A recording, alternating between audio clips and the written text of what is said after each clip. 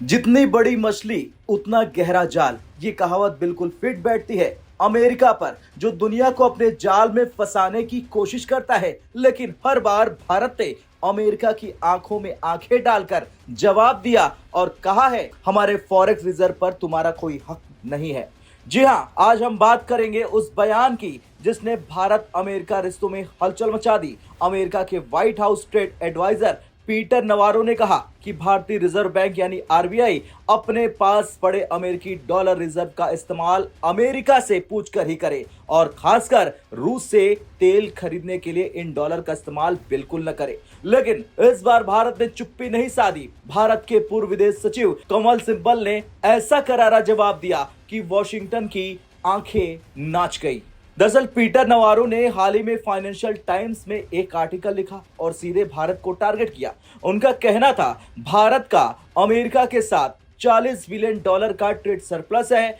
ये पैसा आरबीआई के फॉरेन रिजर्व में जमा है और इस डॉलर का इस्तेमाल भारत रूस से तेल खरीदने के लिए कर रहा है। नवारो ने साफ साफ कहा कि India should cease buying Russian oil with trade surplus dollars. मतलब साफ है, अमेरिका चाहता है भारत अपने डॉलर सिर्फ उसी काम पर लगाए जो वॉशिंगटन को मंजूर हो। यह पहली बार नहीं है दोस्तों। 1960-70 के दशक में इसी अमेरिका ने जर्मनी को भी इसी तरह से डिक्टेट करने की कोशिश की। उस समय कहा था, आपके सेंट्रल बैंक में जितने भी डॉलर है उनका इस्तेमाल न तो गोल्ड खरीदने के लिए कर सकते हैं और न ही किसी तीसरे देश से व्यापार के लिए। आप उन्हें सिर्फ और सिर्फ अमेरिका के साथ व्यापार में इस्तेमाल कर सकते हैं। आज वही पुरानी चाल अमेरिका भारत पर आजमा रहा है।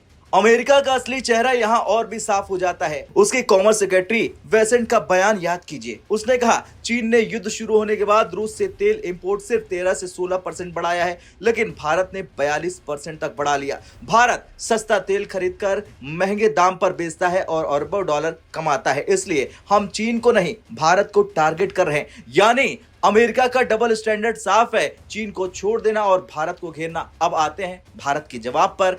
भारत के पूर्व विदेश सचिव का ट्वीट सामने आता है और अमेरिका को जोरदार थप्पड़ पड़ता है। उन्होंने कहा, अमेरिका के सारे आंकड़े झूठे हैं। असली सबसे बड़ा इंपोर्टर चीन है, न कि भारत। 2024 में चीन ने रूस से 62 बिलियन डॉलर का तेल इंपोर्ट किया। जुलाई 2025 में भी रूस से तेल खरीदने में चीन नंबर 1 रहा, भारत उसके बाद और फिर तुर्की। रिफाइनिंग हब भारत नहीं बल्कि तुर्की है। सिब्बल ने याद दिलाया कि अमेरिका जानबूझकर भारत को टारगेट कर रहा है।